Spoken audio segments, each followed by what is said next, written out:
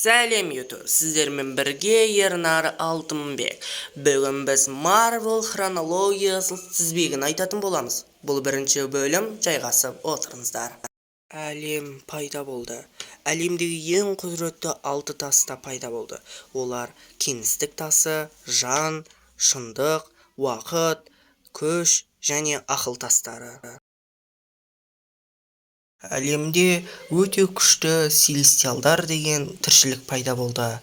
Олардың ішіндегі Тиамут атты селестиал жер бетінде өз дәнін егіп кетеді. Ол дәннің арқасында жер бетінде алғашқы тіршілік пайда болды.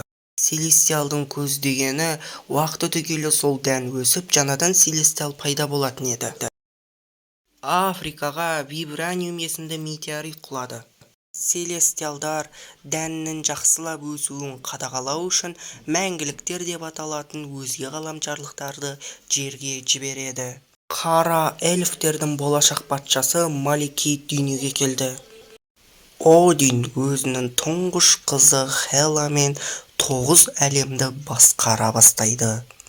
Селестиалдар қателесіп, девиант есімді жаратылыс иелерін пайда қылады. Ал олар болса Аришемнің егіп кеткен дәнін бұзғысы келеді.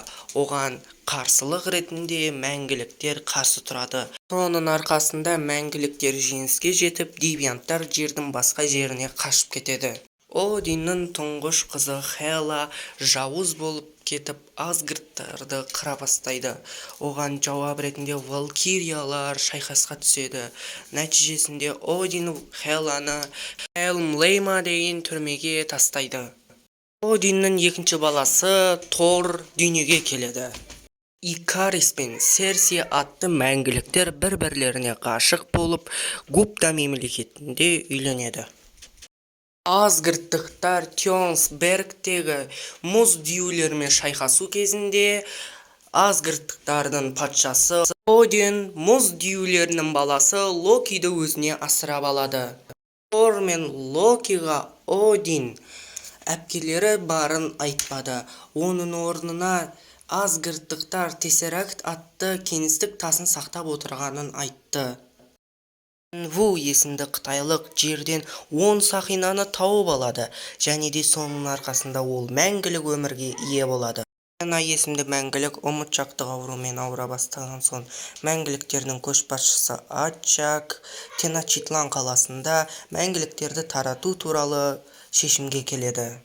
Сайлым қаласында Агата Харкнес есімді сиқыршы қара сиқырды қолданғаны үшін өлім жазасына кесіледі, бірақ та ол өлім жазасынан қара сиқыр арқылы қашып кетеді.